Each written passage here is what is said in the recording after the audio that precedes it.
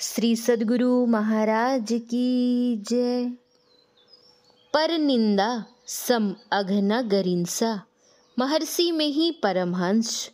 प्यारे लोगों, संत कबीर साहब ने कहा है, निंदक नियरे राखिए, आंगन कुटी छवाए, बिना पानी साबुन बिना, निर्मल करे सुभाए। सबसे बड़ा पुण्य क्या है? सबसे बड़ा पाप क्या है? गोस्वामी तुलसीदास जी ने रामायण में लिखा है, परम धर्म श्रुति विदित अहिंसा, पर निंदा सम अघ न गरिन्सा। अर्थात सबसे बड़ा पाप है किसी की निंदा करनी, इसलिए कि जिसकी निंदा की जाती है उस बेचारे का कलेजा कटता है और उसके मन में घोर कष्ट होता है।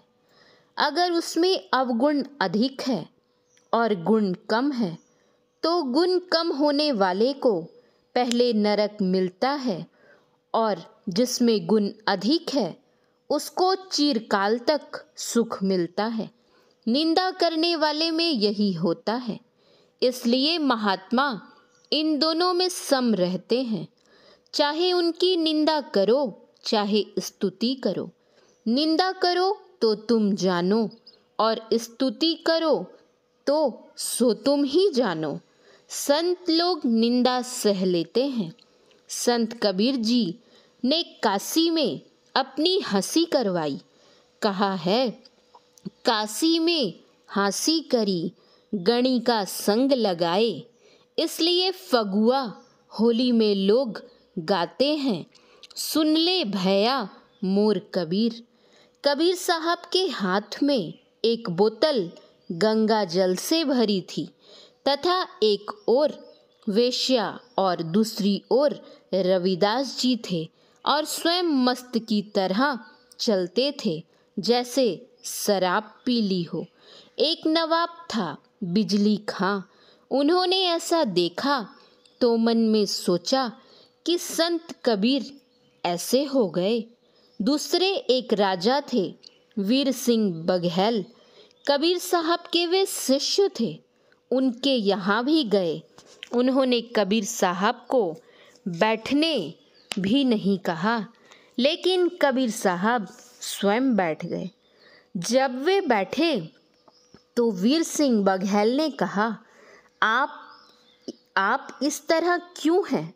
कबीर साहब ने कहा, निंदा करने वाले बहुत होते हैं तो वे मेरी निंदा करेंगे, लोग मुझको बुरा कहेंगे, इसीलिए मैंने ऐसा किया।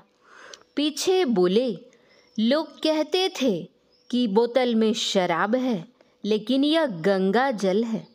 मैंने अपने पैर पर जो गंगा का पानी डाला, इसका मतलब यह कि पुरी में जगन्नाथ जी के पट में आग लग गई थी, उसी को मैंने इस पानी से बुझाया। जिसकी लोग निंदा करते हैं उसका कलेजा कटता है, लेकिन जो समदर्शी होते हैं वे निंदा स्तुति में सम रहते हैं, किसी को दुर्वाक्य नहीं कहते हैं। कबीर साहब के लिए ही नहीं कहा जा रहा है, गुरु नानक साहब तथा और संतों के लिए भी यह बात है। पहले के मुनीश्वर साप दे देते थे, लेकिन संत लोग साप नहीं देते थे। अपनी प्रशंसा अपने से करनी गोया अपना गला काटना है। महाभारत के युद्ध में द्रोणाचार्य का एक प्रसंग है। उन्होंने दुर्योधन से पूछा, तुम क्या चाहते हो? दुर्योधन ने कहा, युधिष्ठिर को पकड़कर ले आइए।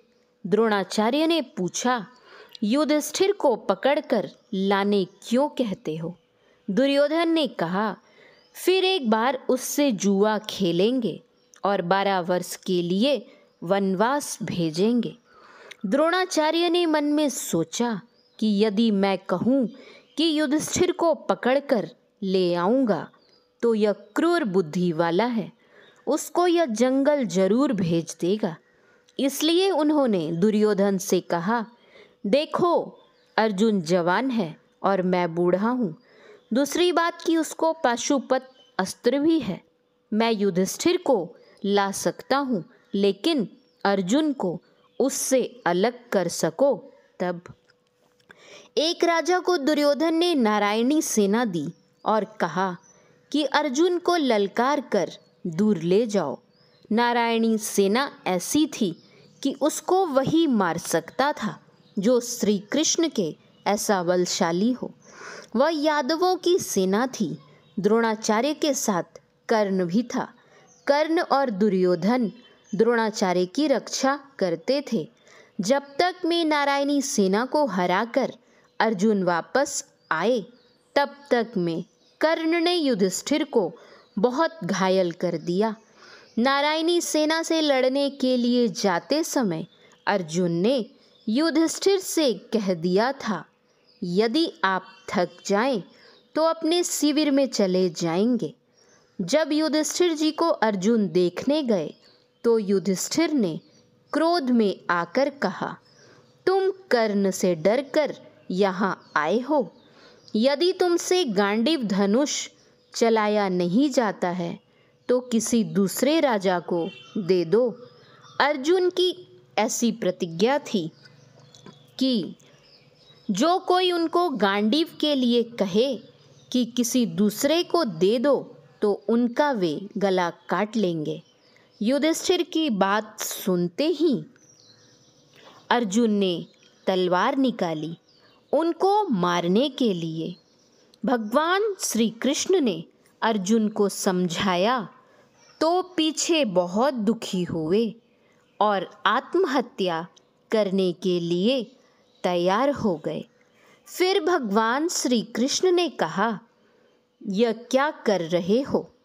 अरे, अपनी प्रशंसा अपने से करनी अपनी हत्या करने के समान है।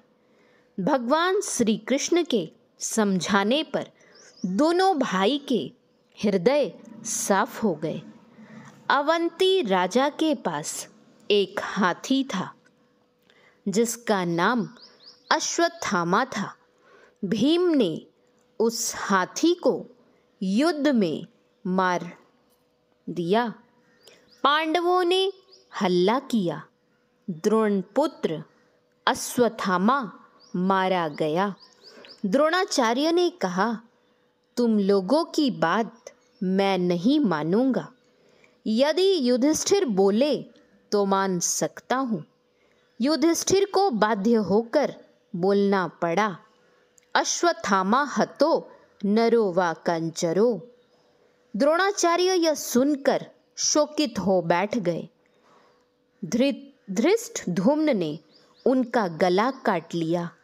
यह सब कहने का तात्पर्य है कि किसी की निंदा नहीं करनी चाहिए। यदि कहो कि वे वैसा करते हैं इसलिए उनकी निंदा करता हूँ, तो किसी के घर में आग लग जाए तो उसको बुझाओगे कि और आग ही लगाओगे। श्री सद्गुरु महाराज की जय। यह प्रवचन संतमत सत्संग मंदिर मनिहारी कटिहार में दिनांक 23/11/1977 ईस्वी को सत्संग में हुआ था। यह प्रवचन शांति संदेश अक्टूबर 2018 ईस्वी से पढ़ा गया है। श्री सद्गुरु महाराज की जय। श्री सद्गुरु महाराज की जय। श्री सद्गुरु महाराज की जय। आप सभी सत्संगी भाई बहनों से निवेदन है, इस चैनल को सब्सक्राइब करें और संतमत सत्संग के प्रचार प्रसार का हिस्सा बने। श्री सद्गुरु महाराज की जय। जय गुरु महाराज।